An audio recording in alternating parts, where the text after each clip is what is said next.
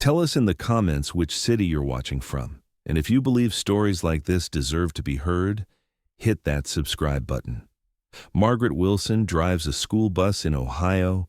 She's 58 years old, quiet, gentle with children. Nobody knows this woman worked at NASA for 30 years as chief engineer on Mars Rover projects. She wanted a simple life in retirement until the day their bus had brake failure while driving. Every morning at 7:30 a.m., the same scene repeats in front of Lincoln Elementary School in Springfield, Ohio. The yellow school bus stops, the door opens, and Margaret Wilson greets the children with a smile. "Good morning, Emily. Good morning, Jake. Don't forget your seatbelts." 58 years old, medium height, always keeps her gray hair neatly pulled back. Her glasses are old-fashioned but clean. Her voice is soft but authoritative. The children call her Mrs. Wilson, respectful but warm. Margaret has been doing this job for 3 years. Same route every day, 15 stops, 28 children, 45-minute journey, morning and afternoon. Simple, predictable, stress-free. Principal Mrs. Thompson had been surprised when she hired Margaret. "Mrs. Wilson, you seem very overqualified for this job. What did you do before?" "I worked in engineering. Now I want something calmer." "Which company?" "Various federal projects. I'm retired now." Mrs. Thompson didn't ask more. She had good references, clean record, and most importantly, she was excellent with children. The children loved Margaret. When they were tired in the mornings, she would sing.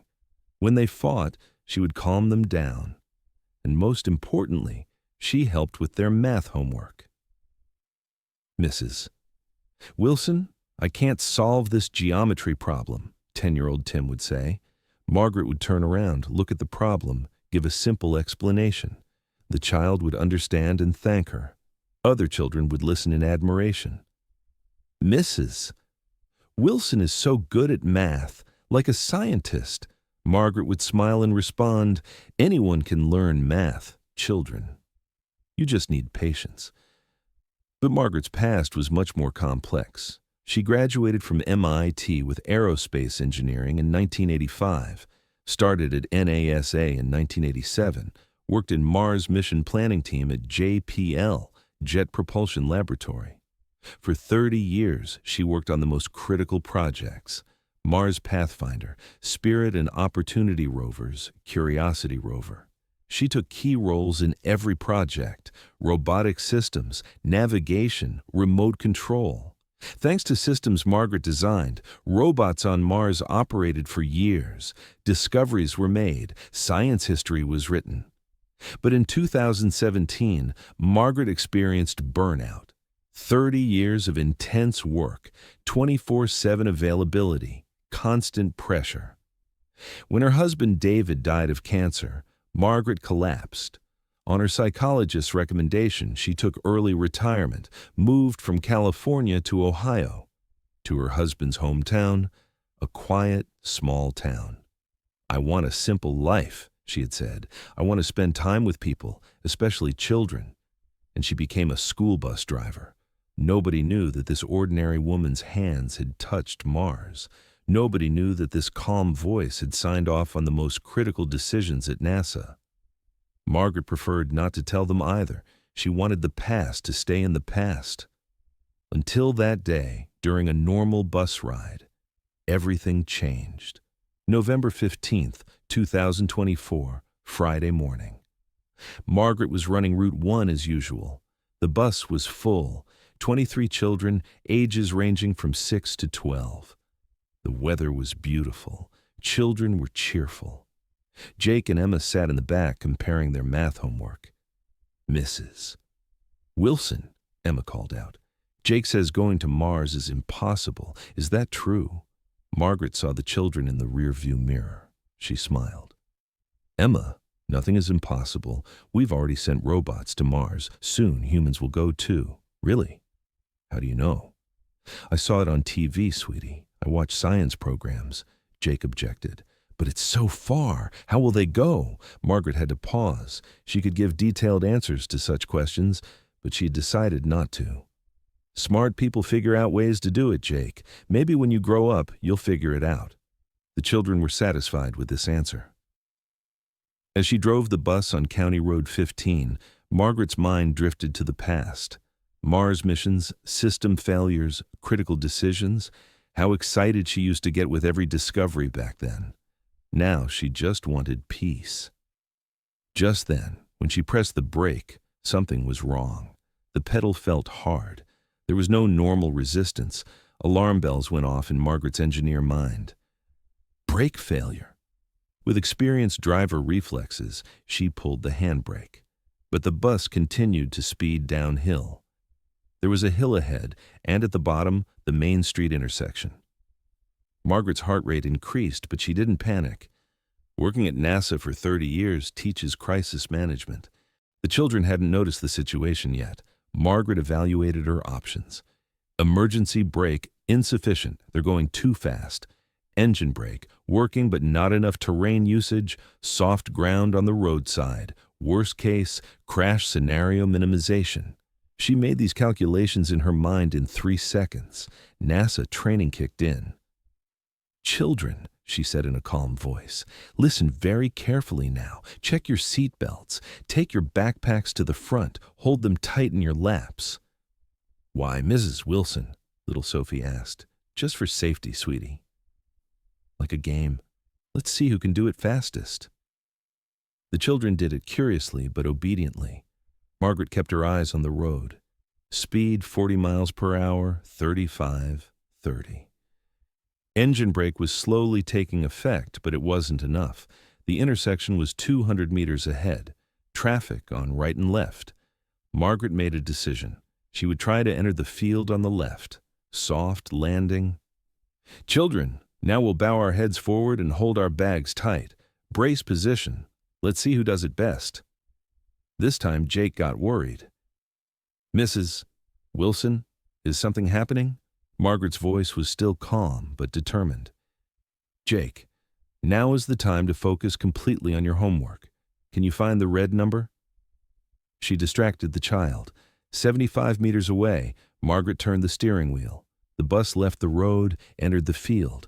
Soft soil slowed the wheels, but impact was inevitable. At the last second, Margaret shouted, "Hold tight!" The bus stopped in the middle of the field. No crash, but severe shaking. Children were scared, some crying. Margaret immediately went into action mode. She grabbed the radio. Dispatch Bus 15, emergency landing County Road 15, mile marker 8. All passengers safe, brake failure. Request immediate backup paramedic and towing. The dispatcher was surprised. Did you say emergency landing, Mrs. Wilson? Roger, yes, sorry. Request immediate assistance. Margaret got off the bus, started checking the children. Okay, children, is everyone all right? Is anyone hurt? Children were scared, but safe. Jake asked tearfully, Mrs. Wilson, are you a pilot? You said emergency landing. Margaret paused. She'd made a terminology mistake. NASA jargon had slipped out.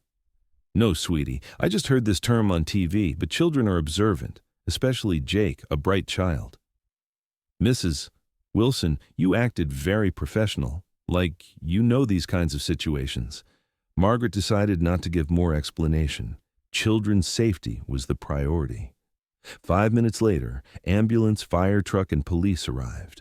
And at that moment, Margaret's life began to change again. While the paramedic team checked the children, firefighter Mark Henderson approached Margaret. Ma'am, you displayed excellent crisis management. Are you a professional driver? No, I just tried to be careful. This was textbook perfect emergency procedure. Terrain usage, impact minimization, passenger safety. Where do you know these from? Margaret was uncomfortable. They were asking too many questions. Police officer Detective Sarah Chen went even more detailed. Mrs. Wilson, in your radio communication, you use terms Roger and emergency landing. This is military or aviation jargon. What's in your background? I worked in engineering. I know the terminology from there. What kind of engineering? Margaret hesitated. She didn't want to give too much information. Meanwhile, Jake approached. Mrs. Wilson, you said sending robots to Mars was difficult, but you sounded like you knew it in great detail. Where do you really know it from? Other children gathered too. After the traumatic experience, they had become more attached to Mrs. Wilson. Emma added, Mrs. Wilson, you solve math problems very quickly. Normal people can't solve that fast. Sophie, 8 years old but very observant. Mrs. Wilson, my grandfather was an engineer, but your way of speaking is different, very scientific. Margaret felt cornered. Just then, Principal Mrs. Thompson arrived. Children's parents followed. Jake's mother, Linda Henderson, firefighter Mark's wife, approached Margaret. Mrs. Wilson, Jake talks about you constantly. As a math teacher, I noticed his admiration for you. Were you really a math teacher? No, I just try to help. But according to Jake, you talked about orbital mechanics and gravitational force. These concepts are very advanced for children. Margaret realized she had said too much. Meanwhile, Emma's father, Dr. Robert Martinez, pediatrician, joined the conversation. Mrs. Wilson, my daughter constantly talks about your scientific explanations. She says you speak with medical precision. Do you come from an academic background? Now, too many people, too many questions. Detective Chen intervened. Mrs. Wilson, we need to do a formal background check. In these kinds of crisis situations, it's standard procedure. If there's hidden information, we need to learn it. Margaret took a deep breath. There was no way out. I used to work at NASA. Silence. Everyone froze. Jake was the first to speak. At NASA? At real NASA? Yes, Jake, at real NASA. Linda Henderson. What kind of work did you do? Mars missions, rover systems, 30 years. Dr. Martinez was astonished. Were you a Mars Rover engineer? I was system design lead.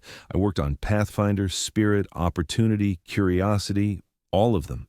Detective Chen was impressed. You worked on Mars missions? And now you're a school bus driver? I experienced burnout. I wanted a simple life. Mark Henderson, firefighter. This is incredible. You literally designed the systems that explored Mars. Children were totally amazed. Sophie. Mrs. Wilson, are you an astronaut? No, sweetie, I was an engineer. The person who designed the robots. Jake with excitement.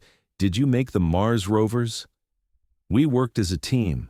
I was responsible for system integration. Emma. Amazing! Our bus driver worked with Mars. At this point, news media started arriving. Someone had called the press. Mrs. Thompson, principal. Margaret, if we had known about this background of yours. I didn't want to say it. I wanted my past to stay in the past. Dr. Martinez. But this is incredible expertise. Why are you hiding it? Margaret answered honestly, because for 30 years I dealt with the world's most complex problems. Now I just want to spend time with children. Simple, peaceful. Jake approached. Mrs. Wilson, what did you find on Mars? Margaret smiled.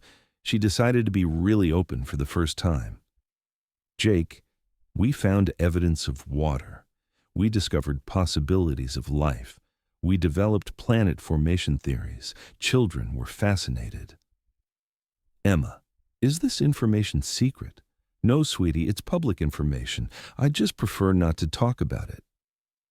At that moment, a local news reporter arrived. Excuse me, Mrs. Wilson. I'm from Channel 7 News. Could you give an interview about your NASA background story? Margaret's peaceful life had officially ended. The next week, Margaret Wilson's story had become national news.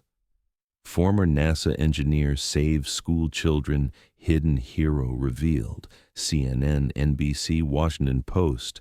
Everyone covered the story. Margaret's photo was everywhere alongside Mars rovers. 30-year NASA career, critical missions, scientific achievements. But Margaret was uncomfortable with the media attention.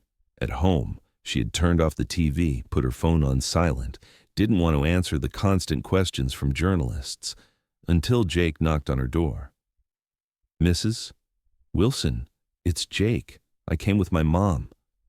When Margaret opened the door, she saw Jake and Linda Henderson. "Jake, how are you, sweetie?" "Mrs. Wilson, I missed you so much. Will you come back to school?" Margaret was sad. "I don't know, Jake. Everywhere is full of press." Linda spoke. "Margaret, you're trying to run away, but children need you." "What do you mean?" Since Jake came home, he constantly talks about NASA, Mars missions, engineering. For the first time, he's this interested in science. Jake got excited. "Mrs. Wilson, will you tell me how Mars rovers really work?" "Really?" Margaret smiled for the first time in days. "Of course, Jake, but it's a long story." "No problem. I love listening." Margaret invited them in. After seating them in the living room, she brought out a box from the storage closet, 30 years of NASA memorabilia. Photos, mission patches, technical drawings, awards. Jake's eyes widened. "Are these real?" "All real, Jake," showing the Mars Pathfinder photo. This was the first Mars Rover. It landed in 1997. Jake was fascinated. "Did you make this?" "It was a team effort. I designed the navigation system." Linda was impressed. "Margaret, you're hiding incredible achievements out of modesty." Margaret explained honestly, "Linda, I worked 24/7 for 30 years. The pressure was enormous. I lost my husband. I experienced burnout. I wanted a simple life." "But do you see the impact on children?" Just then, the doorbell rang again. Emma and her father, Dr. Martinez, came. Then Sophie and her mother. Soon, the living room was full of children and parents. Children were looking at Mars photos, asking questions. Emma, "Mrs. Wilson, are there aliens on Mars?" Emma, "We haven't found aliens yet, but there's a possibility of microorganisms." Sophie, "Did you ever want to go to Mars?" Sophie, "I wasn't an astronaut. I was an engineer. I designed robots." Jake, "Mrs. Wilson, can we learn to go to Mars?" Margaret paused. The children's enthusiasm was infectious. "Jake, if you study science, maybe someday you can go to Mars." Dr. Martinez suggested, "Margaret, why don't you start a science program at school?" "I'm not a teacher, but you have experience. You inspire children." Mrs. Thompson, principal, arrived at that moment. "Margaret, perfect timing. I came to make you a proposal." "What kind of proposal?" "STEM coordinator position, part-time, teaching science to children." Margaret hesitated. "I was in retirement." Jake jumped up. "Please, Mrs. Wilson, we want to learn science." All children echoed, "Please." Margaret realized that happiness in peaceful retirement comes from purpose. "Okay, let's try."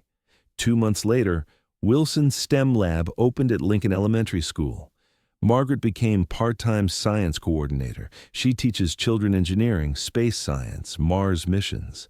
Jake advanced to advanced level in mathematics. Emma became interested in physics. Sophie started studying astronomy. Local newspaper headline, "Former NASA engineer inspires next generation." Margaret still drives the school bus sometimes. She didn't want to miss the children, but now it's different. She no longer hides her past. Children proudly call her Mrs. Wilson, Mars engineer. And Margaret realized that sometimes life's most meaningful moments happen in places you didn't plan. Exploring Mars was amazing, but inspiring the next generation of explorers, priceless.